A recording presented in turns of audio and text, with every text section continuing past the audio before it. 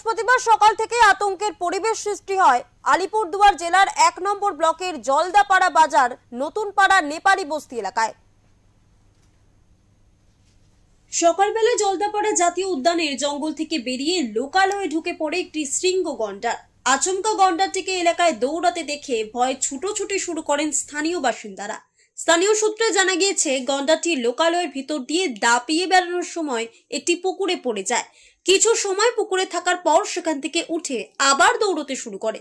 গন্ডারের এই অপ্রত্যাশিত উপস্থিতিতে এলাকায় চরম আতঙ্ক ছড়িয়ে পড়ে। অনেকেই ঘর থেকে বেরোতে সাহস পাননি। ঘটনার খবর পেয়ে দ্রুত ঘটনাস্থলে পৌঁছায় জলদাপাড়া বন বিভাগের একটি বিশেষ দল এবং RRT টিম। গন্ডারটিকে নিরাপদে জঙ্গলে ফেরত পাঠানোর জন্য বনকর্মীরা নিরন্তর চেষ্টা চালাচ্ছেন। মোটামুটি 7:30টার থেকে একটা গন্ডার জঙ্গল থেকে বেরিয়ে সম্ভবত পথভ্রষ্ট হয়ে আর কি আমাদের প্রথমেই বাজারে জলদাপাড়া বাজারে ঢুকলো। বাজার থেকে ঢুকে পরে ওখান থেকে কোনো রাস্তা না পেয়ে আবার পুনরায় আবার নেপালি বস্তির দিকে ঢুকে অমূল্যদার বাড়ির পুকুরে পড়ে গেল। সেখান থেকে উঠে আপাতত এই এখনও চা বাগানের মধ্যে আছে, বন দপ্তর সাথে আছে।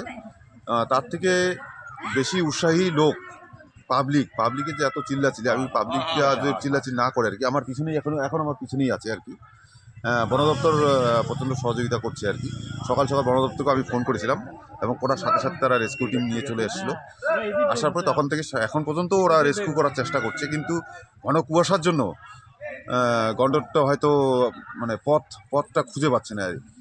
দেখা যাক বন দপ্তর আর আমরা সকলে মিলে কি করা যায় আর কি। যত দ্রুত সম্ভব ওকে নিজের জায়গায় পৌঁছে দেওয়ার চেষ্টা করছি। বন দপ্তরের পক্ষ থেকে স্থানীয় বাসিন্দাদের সতর্ক থাকতে বলা হয়েছে এবং গন্ডারের কাছাকাছি না যাওয়ার অনুরোধ জানানো হয়েছে। এলাকায় বন বিভাগের নজরদারি বাড়ানো হয়েছে। আলিপুরদুয়ার থেকে সুমিত কার্জির রিপোর্ট, ওঙ্কার বাংলা।